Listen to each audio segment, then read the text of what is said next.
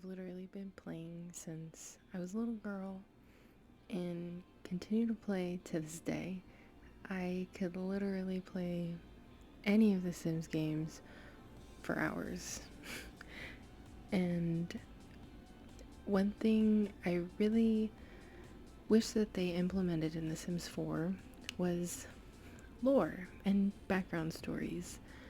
So I created probably the most perfect save, at least for me. I do plan on playing in this save for every single new game I decide to start. Literally, this took me months, and I did not build every single one of these lots because that would probably take years, but I did build some. Majority of them, though, I did download from the gallery because literally it's, for one, so easy, and two, there's so many amazing creations that other players make, and I absolutely love how easy it is to just go into the gallery and download somebody else's build or even their Sims that they play with. That's the second thing that I did about the save. Rather than downloading lots, I did also download a bunch of Sims so that I didn't have crazy looking townies or more or less boring townies. I really wanted to spice up every single world, and so that's exactly what I did. I made sure to give every single Sim, at least ones that live in homes, their own lore, their own background stories, their own lives. And I definitely, for sure, was inspired by The Sims 2. That's the game I remember most growing up. And yeah, sure, I was little and I would make random things happen, but you know, as an adult now, looking back and playing the game and seeing all the stories for what they are, it really makes the game that much better.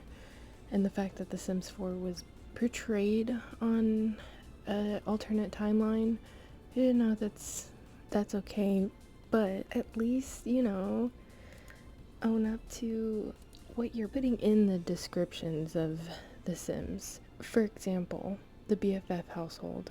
When you go to play that family, it literally says in their description that both Liberty and Summer have a thing for Travis, but when you start playing with them, it's like they hardly even know each other.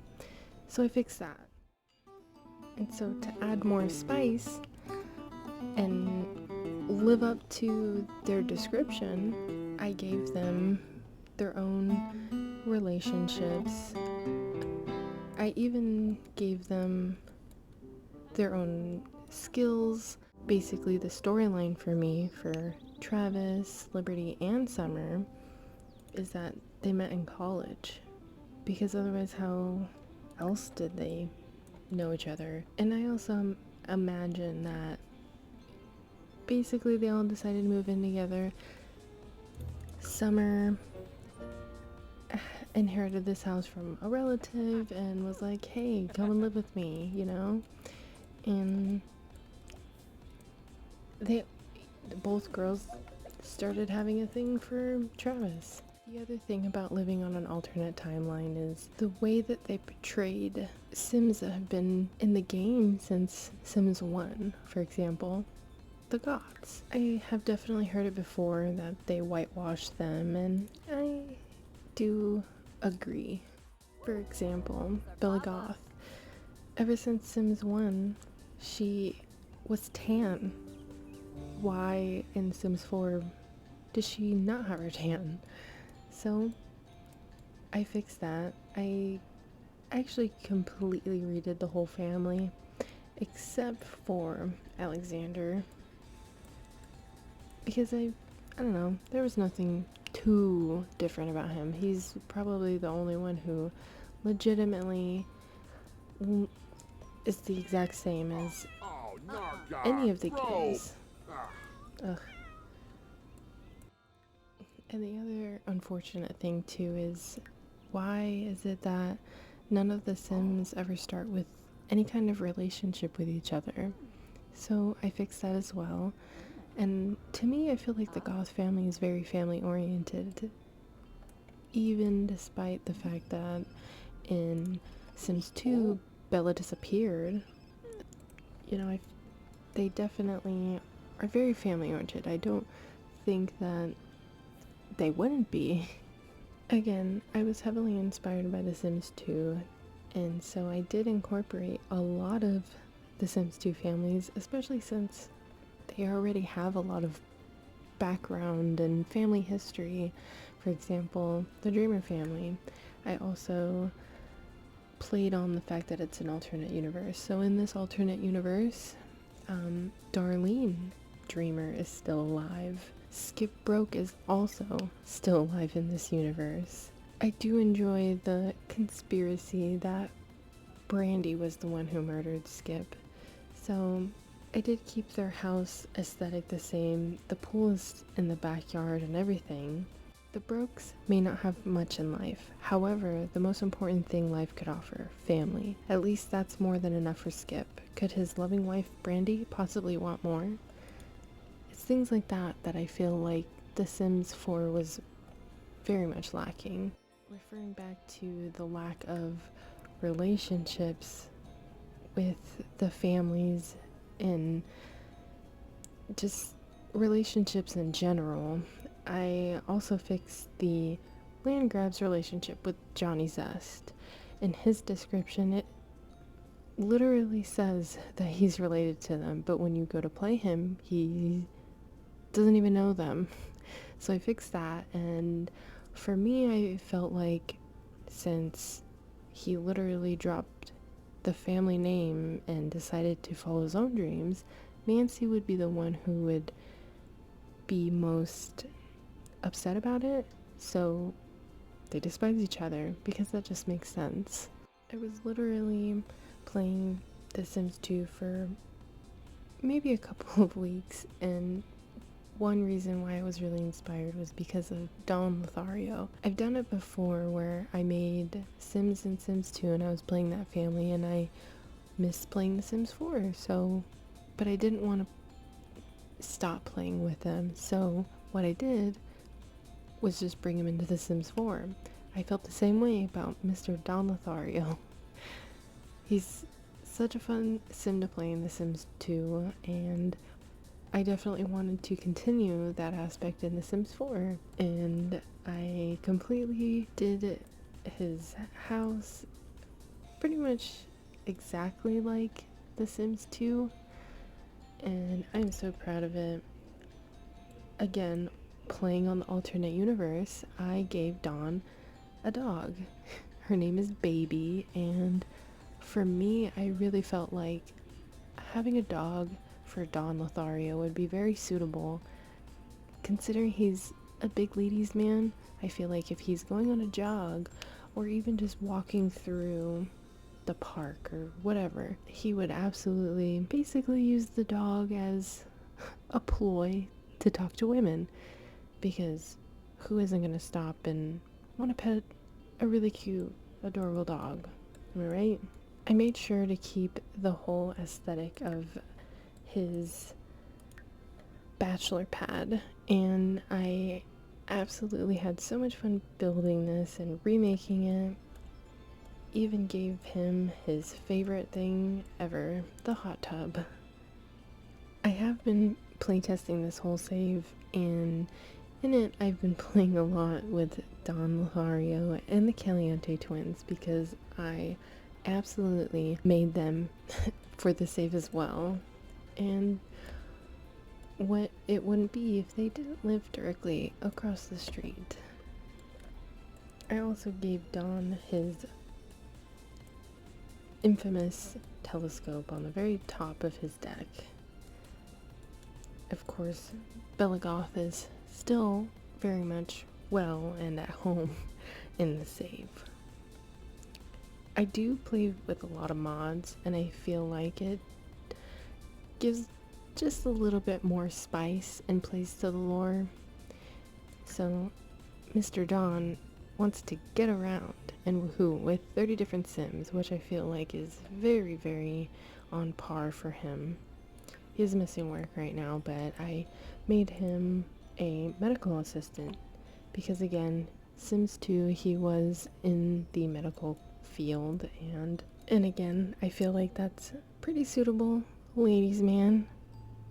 He would be like, hey, I'm a doctor. That's just the vibe that I get from Dawn. Another thing that I've seen talked about a lot in the Sims community is how EA did the Caliente sisters dirty, and I do kind of agree, especially since they even put them in a house with some random woman and called her their mom, which that's definitely not their mother. Again, alternate universe, sure, but I don't know, make it make sense. My other favorite part about creating the save was doing the makeovers for a lot of the Sims, and this is the lovely Nina Caliente, and she looks so much better rather than wearing the unfortunate Justice for Girls outfit. And this is their house again. I tried to follow completely how their house looked in The Sims 2, but add a little bit more spice, and I think I did pretty good. I really like the aesthetic of the house, and I feel like it absolutely portrays the girls. And here is Miss Dina. I did again play on the Sims 2 lore, but alternate universe. With Dina, she still has the whole vibe of wanting to marry rich men, so her lifetime aspiration is to suffer the deaths of 3 preferably wealthy spouses. And for Nina, she wants to have 20 significant others because, again, very on par for both of them. They do also have their own descriptions. The Caliente sisters have moved to Oasis Springs to be closer to their aunt, Katrina. She claims this town has the best scene to meet new people, but they all seem to be googly-eyed over the same man, which, yes, that same man is Mr. Don Lothario. And I did keep Katrina Caliente because personally I really like the Sim. It just didn't make sense that she was their mother. So I decided to make her their aunt, and she is dating Don Lothario. Is she aware that her nieces are also interested in her man? No, definitely not. She would be heartbroken. But drama. Other than lore and backstory, I really tried to integrate other things, such as with the land grabs, they actually own quite a few businesses, which I felt like really made sense because they're the land grabs. They're one of the richest families in Sims lore. So they own the malls, one in Newcrest and one in Magnolia Promenade. If they own land grab energy and they can turn off your lights and your water, it just makes sense that they own just a little bit more in multiple places. I also feel like with multiple worlds, they should all be kind of integrated because they just feel like they're all extremely separated. And I get in The Sims 1, 2, and even 3, the worlds are very separate. But if your Sim can travel to all of these but live in Willow Creek, why not integrate them? Even though I was heavily inspired by The Sims 2, I still really adore every single Sims game, so including The Sims Bustin' Out, even some of the PlayStation games, even though I don't really recall playing them too much, but I know I have played them. The Sims Bustin' Out was absolutely my second favorite game after The Sims 2. If I wasn't playing The Sims 2, I would be playing The Sims Bustin' Out. So what I did for Del Sol Valley is I created Luther L. Big Bucks. And if you don't know who he is basically the child of one of the most wealthiest men, Daddy Big Bucks. And for playing on the alternate universe, Luther has unfortunately lost his father. Luther has inherited his father's misfortune, which also came with other responsibilities. Again, I do play with mods. This save I made specifically for the way that I play the game, and so I thought it would be a little funny to essentially make Luther a part of the mob. And he owns Orchid A Go-Go. At least his whole family has owned it throughout generations.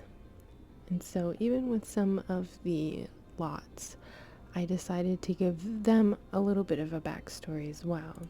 For Orchid A Go-Go, owned by the Big Bucks family, some sketchy things always seem to go on in the lower parts of this place, but the atmosphere is a great distraction. Nobody will notice much. Another thing I'm a big fan of is the Occult Sims in all the Sims games. I really do genuinely miss the fairies and the werewolves and even the zombies, even though the zombies were very, very annoying in The Sims 3. I'm really glad that we at least got vampires and witches. For Forgotten Hollow, I really played on the fact that Count Vlad is hundreds of years old, probably. And considering that the Vitor twins don't like Vlad, but in the pack they were literally the only two families that were here, it just was so plain. So I created my own families, and one of my favorites is Shayla and Freddie. They are the best of friends, and basically Freddie inherited this house and they had always wanted to move to Forgotten Hollow and become vampires. However, it was a little bit of a surprise for them because Freddie's uncle, who he inherited the house from, has disappeared along with the rest of Forgotten Hollow's residents. The other sim that I created is Miranda Ridley. And for Miranda, I again wanted to play on the integration of combining all the worlds and making them feel more unified. So she also inherited this house from from her grandmother, and she was close with her grandmother and found it quite odd that her grandmother disappeared or left without saying anything. But moving to Forgotten Hollow, she has started to learn a lot more about her ancestors, and in her lore, her ancestors are witches and vampires. I did actually do a lot of my own research when it came to creating this world. Even though it's so small, I really wanted it to have full embodiment of vampires. Essentially, in vampire history, there have been known to be cults of vampires who are actually cannibalistic against their own kind. And for me, I felt like Vlad would definitely be that type of vampire, considering he breaks into other Sims houses and drinks their plasma. Why not eat his own kind to keep his authority, his master vampirism? I really wanted to enrich Forgotten Hollow, and I decided to build a whole archive for any sim who wants to do their research on the vampires of Forgotten Hollow. And this was one of my first builds that I actually am very proud of. I really wanted to embody the whole history of Forgotten Hollow and what people shouldn't forget and stuff they might not want to forget. I definitely feel like Strangerville is the world that I am most proud of renovating. I definitely heavily embodied The Sims 2 because, I don't know, I only played Strangerville once, beat the mother within maybe a few hours of playing, and I don't know, it was just dull.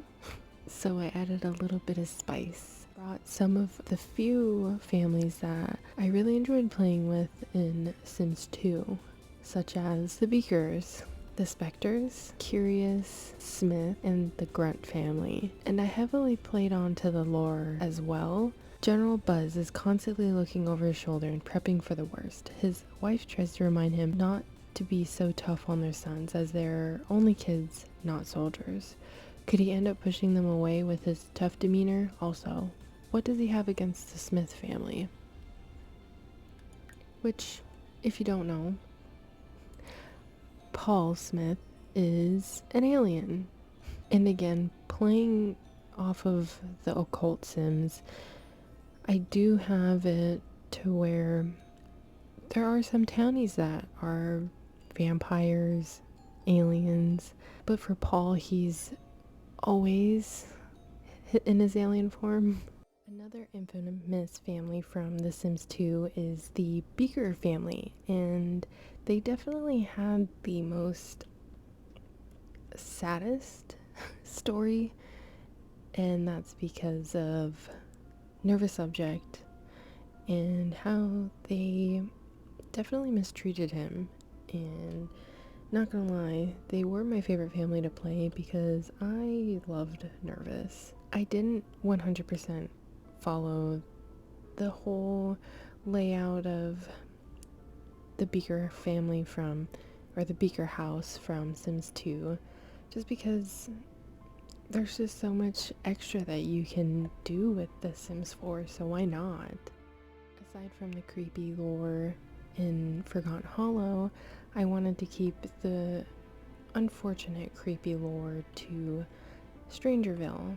And sure, yeah, you can still defeat the mother if you want, but I still really wanted to embody that the residents here are absolutely strange and creepy, like the Beaker family. If you aren't aware of their story in The Sims 2, they basically adopted Nervous, who is actually the Grim Reaper's son. He doesn't know that, doesn't even know his own mother, but he definitely has a very unfortunate life, and the Beakers do tests on him and everything.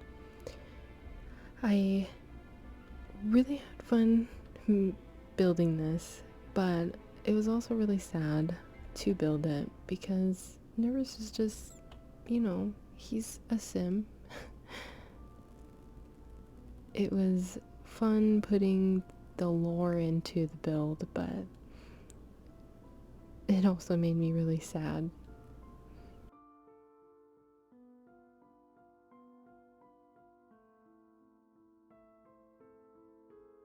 Again, if you aren't too aware of the Beaker family history and Nervous Subject, I highly recommend looking into Plumbella's videos because she has done the history of pretty much every sim, and I think that's really great. But down here is Cersei and Loki's lab, where they do all kinds of experiments, and unfortunately experiments on poor Nervous.